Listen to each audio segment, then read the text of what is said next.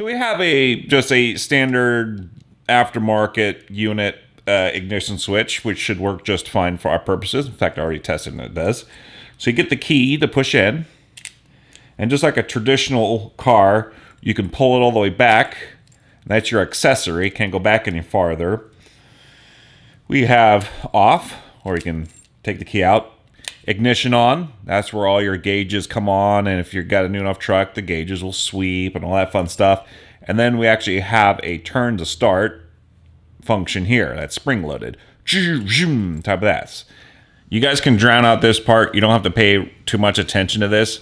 But in a real automotive car, since I'm showing you a real switch, I'll show you how this actually functions.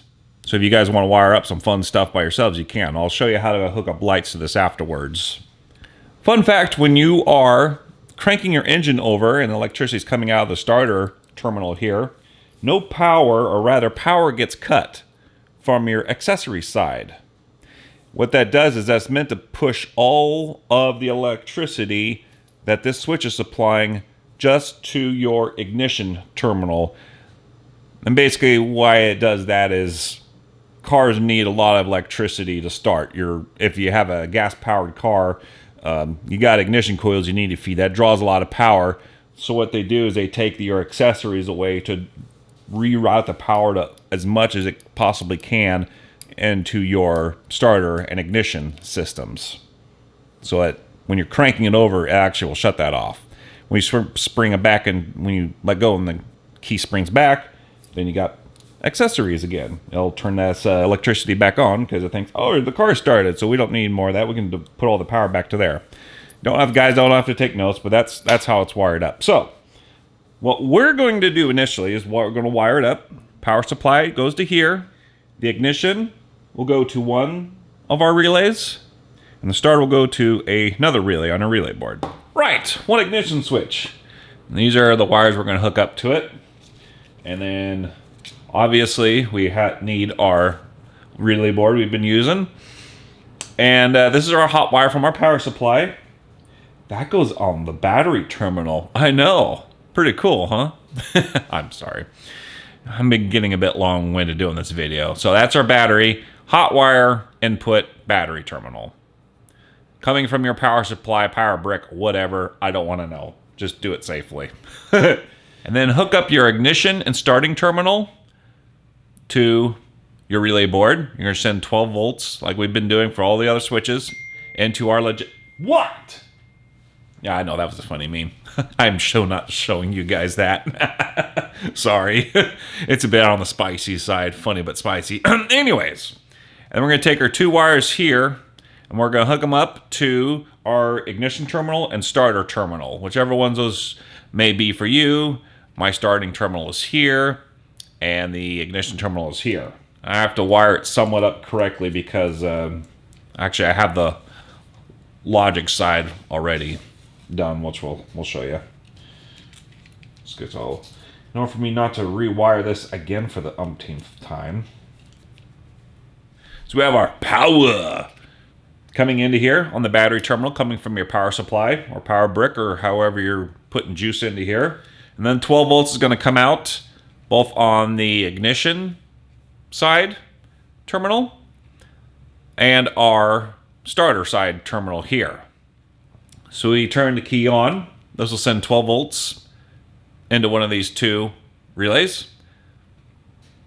And we hold the key down and actually start it. It'll send 12 volts to another relay. I have the common terminal hooked up to the ground side on our pinouts for our Leo board. In this case, all of the outside pins all share the same ground. So I'm just grabbing two grounds off of here and feeding it into the common side of our relay board. It's marked CO. Okay?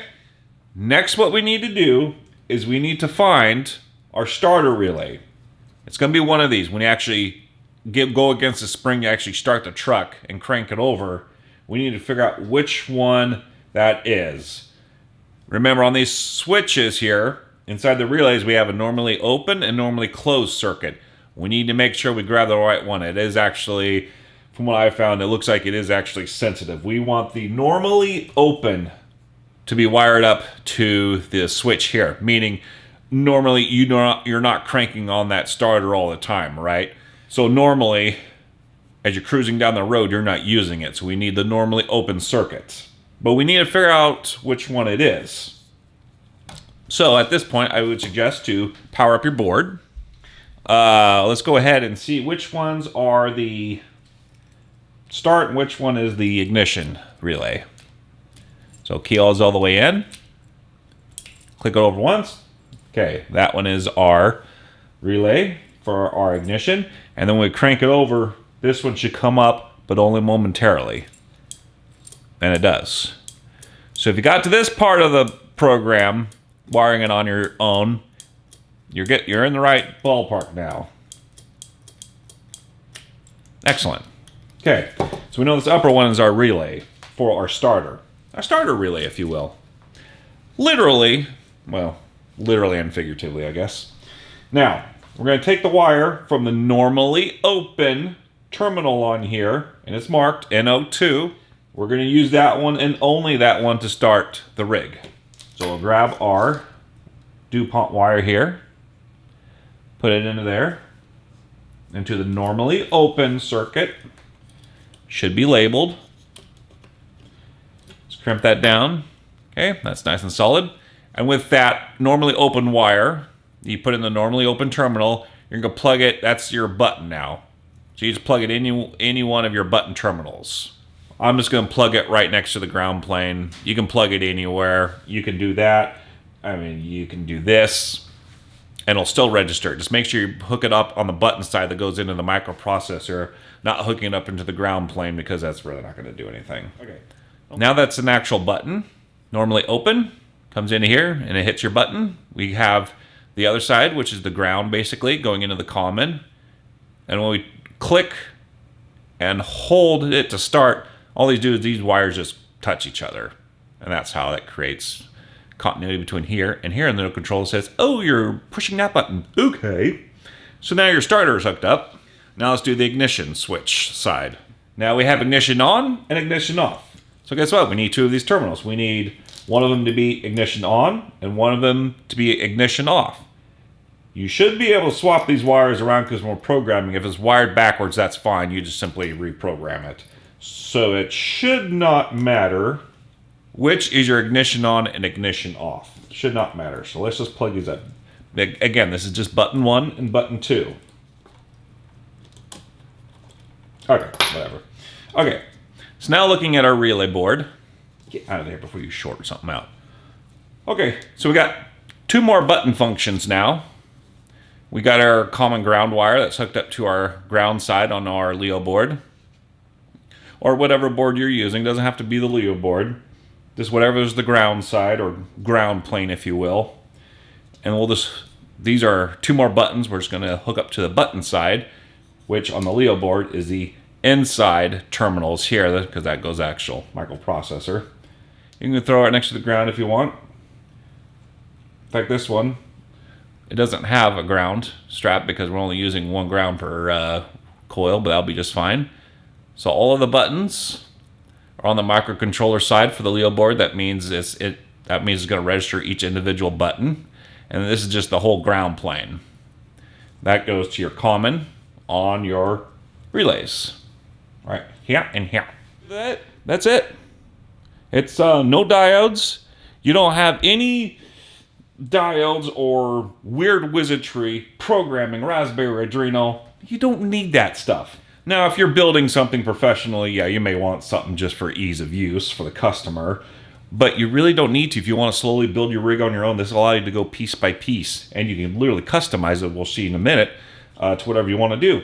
So now let's go ahead and program this in the simulator. So we have start and stop electricity and start and stop engine. So start and stop electricity, this is your ignition on switch. So make sure the switch is off first. Switch is off. Click it, and then turn your ignition switch on. Maybe. Keys are out. There we go. Keys on. And we can see that it's got a hold on it, which is what we want. Swap the key back off position. That sets it. And then for here, before you click on there, turn your key back on. Now click this, and now turn the switch off. And we can see that. You can wait for the hold, that's fine, perfect. Turn it back on, and it clears it. Sets it, rather. Okay, so our ignition works. Now we need the start-stop, actual start-stop. So make sure your ignition switch is on. Click that guy for the start-stop engine. And we're going to simply hold the key down to start. And it should work.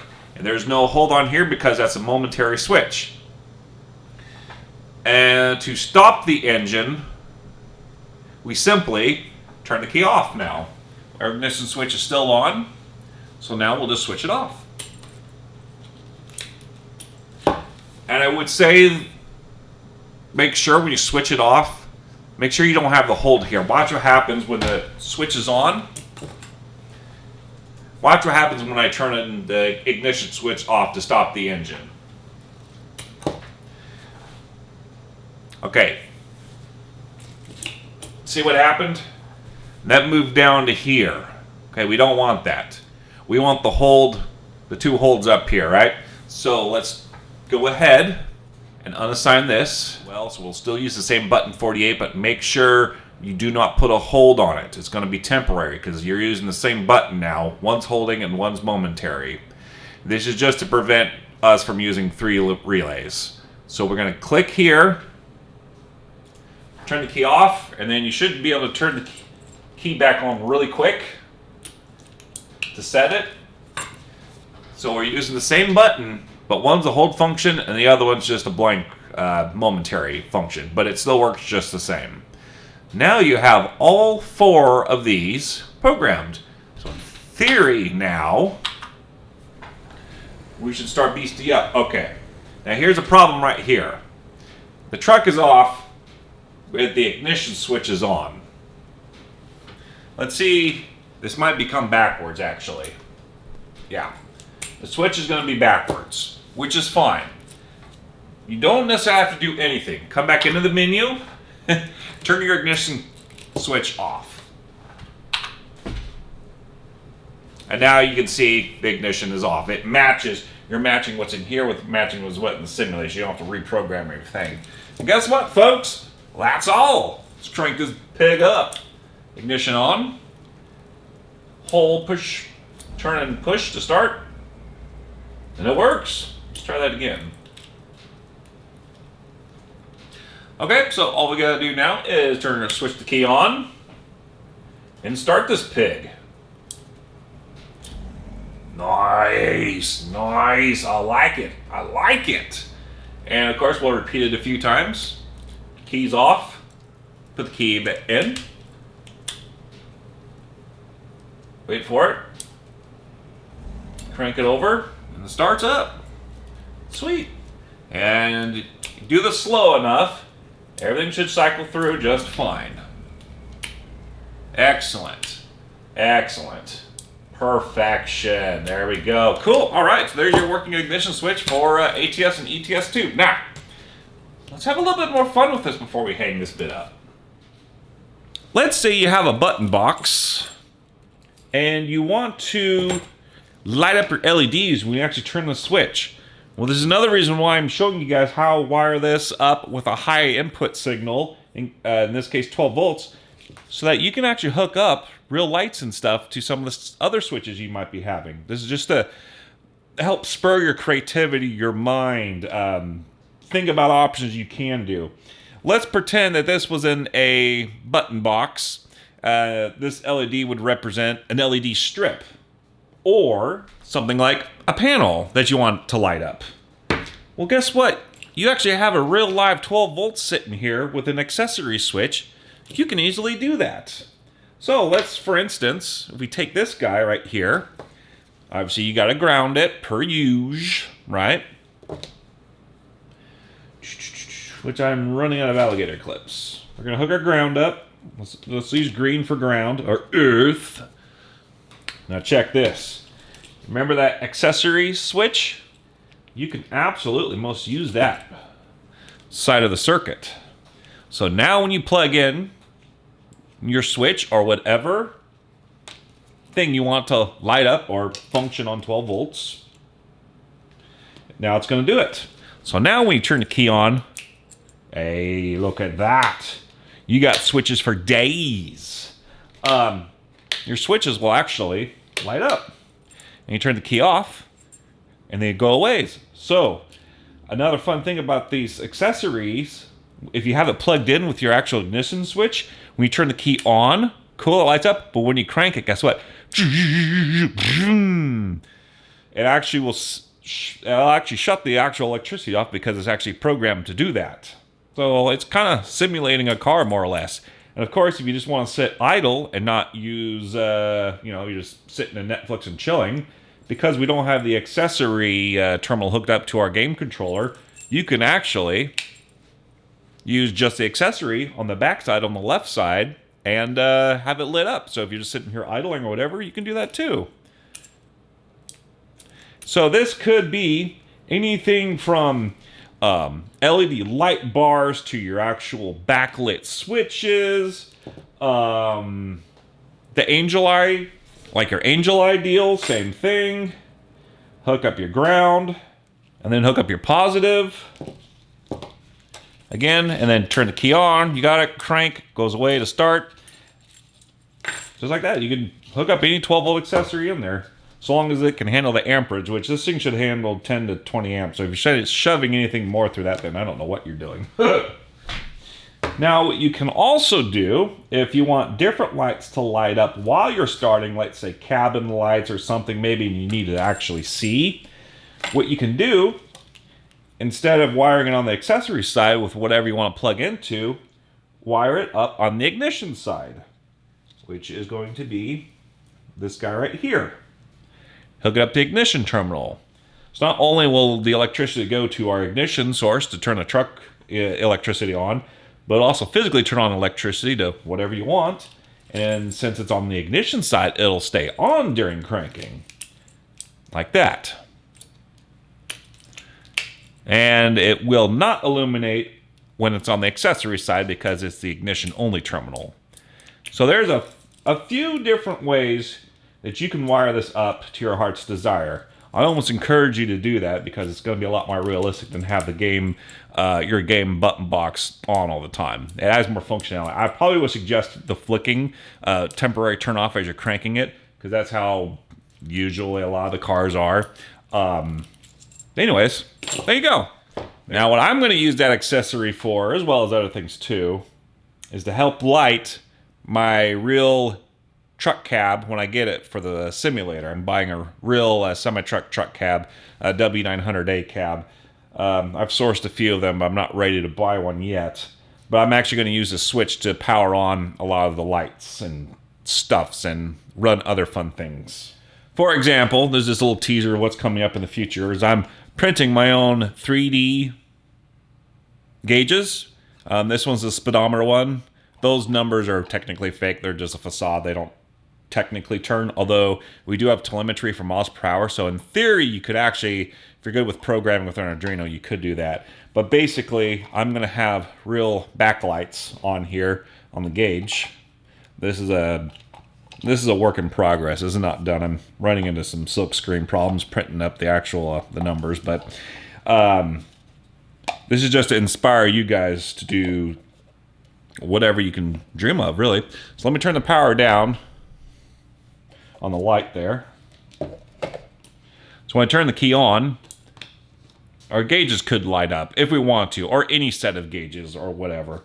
Then we crank, it takes electricity away, and it turns back on. I'll probably have this on an actual pull push switch, such as here for the instrument lights. But I haven't gotten that far yet. But I probably will. But again, this is just to inspire you guys. Now that you got a switch to start and stop something with real 12 volts, hook some lights or something up to it.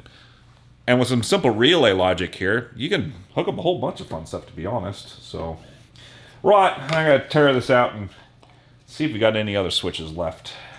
So what other things can we hook up to our ignition switch? Well, if you guys are privileged enough, you guys have a motion simulator rig.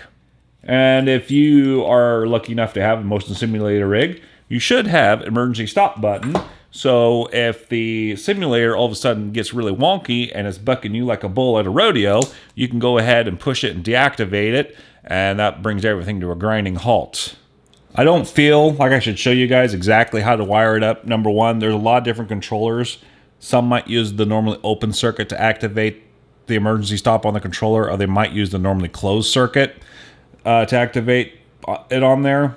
And I don't know if you guys got hundreds of volts running through here, 100 volts or 120, 100 or 240 volts if you're outside the US, or if there's no current at all, it's just a sensor circuit. I don't know. So I feel not very safe showing you guys exactly how to wire that up. But if you're handy enough and you know your circuitry, you can absolutely swap your emergency switch out for an ignition switch.